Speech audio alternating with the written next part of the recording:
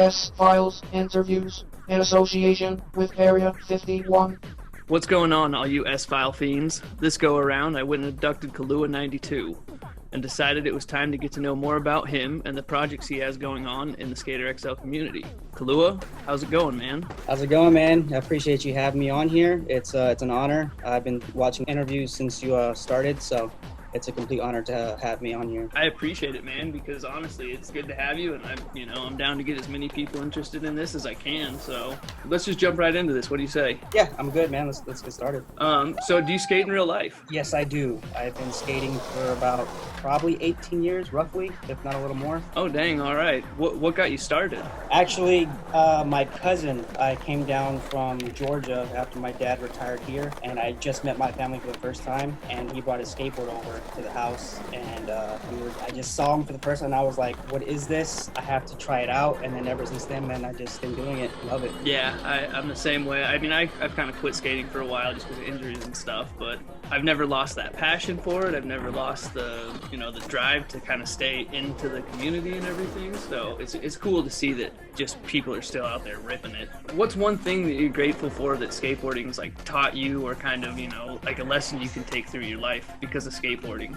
I think the best thing skateboarding has taught me is my thought process, learning how to break down things and approaching them in a scientific way, like if that makes any sense. Like any situation that I'm in, I've learned to actually just break it down to the most simplest form, and then taking those elements and then bringing them together to make the whole entire picture of whatever it is I'm doing. That makes perfect sense to me. I get that completely. Just, trying to figure out how to ollie, it was, instead of trying to do all the processes at once, it was like, all right, break it down to small little steps, Exactly. Figure those out individually, and then combine them. Yep, exactly. Yeah, and that's cool that it's, kind of other people have that same thought process as well.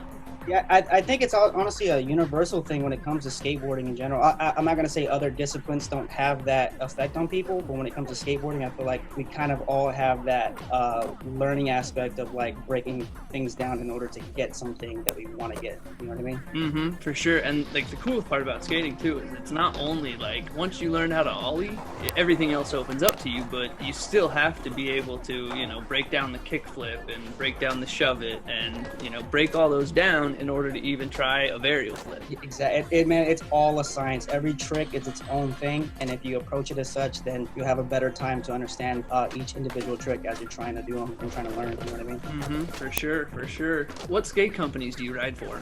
You talking about like Skater XL? Both, like in real life and Skater XL. Well, when I was growing up, I tried to get sponsored and stuff like that, but it never really happened for me, which I'm okay with. But as far as like the Skater XL community stuff, I started my own thing, but it's based off the childhood group that I skated with back in the day, which is called Tetra. And that started as kids. I met a group of friends and we started skating and filming together. And eventually we ended up making a full-length film, and that became like the group of people that I skated with. And the community here in San Antonio is pretty tight-knit, so if you're within the community, you pretty much know everybody here. But yeah, like I said, that was my crew growing up, so it was Tetra, but I never really had an actual former sponsor to say when it comes to skateboarding in real life. Yeah, I was the same way. I could never get sponsored. I mean, I guess I was sponsored by a local company, but they, it wasn't anything special, but it was still cool just to be able to go and say at least I had a shirt, or something from, I don't know what happened to that anymore, but I used to have it. Oh yeah, man. Like I was trying at the time growing up. There was a shop that I was like really into. It was called Good Times, and it was a shop, man. There was two shops actually. It was Good Times and Evolution, and there was no real rivalry, but those were the two shops in town that everyone knew about, and those were the go-to spots. And Good Times was my destination that I chose, and I tried so hard, but as soon as I was getting close, getting on, they closed down. So ever since then, man, I just kind of lost motivation to even try to get sponsored or get on anything. You know what I mean? So who's your favorite skater? And this can go like past, present, like, you know what I mean? Back in the day, like one of mine's Jamie Thomas. Okay, well, I would say one of my favorite skateboarders like of all time, and he's not even pro. He's just someone that I know personally. His name's Brett Hines, or Brett. I'm not sure how do you pronounce his last name. I'm gonna say Hines, but yeah, Brett Hines. I grew up watching the kid, and to see how he's like progressed over the years to what he's become, dude, it's been amazing. Like I love watching that kid skate. Dude, yeah, I think I actually just saw a video that you posted of him doing that Yeah. like hurricane kickflip out or something. Yes, dude. Like he was in there was this video we made. Like I said, that was a fluent video we made. It was called In Retrospect, and he was the first part. And just seeing that part to where he's at now, it's just amazing to see him grow into his own skin. All right, this question's kind of random, kind of out there. Do you believe in Bigfoot or Sasquatch? Do I believe in Bigfoot or Sasquatch? I would say it would be arrogant to believe that they probably don't exist. Because I mean we're here, so if we're here, then it's possible that something like that could exist. So Yeah, well, I mean, I don't know. The way I look at it too is it's like scientists are still finding animals that they thought were extinct like, you know, a million years ago that washed up on shore. And it's like, well, I guess we really don't know everything about here. So, I mean, who's to say? You know, we're still discovering animals that haven't been discovered either. So yeah, that's basically all the questions I've got. Is there anything you want to plug before we get going? I guess the only thing I want to plug is my channel, which is the JL channel.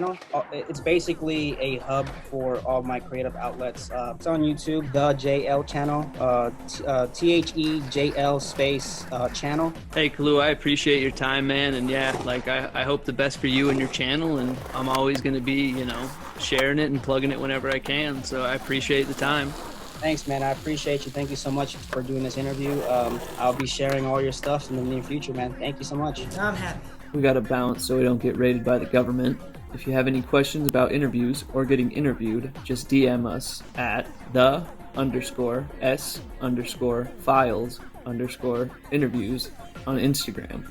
And who knows, maybe we'll abduct you one day.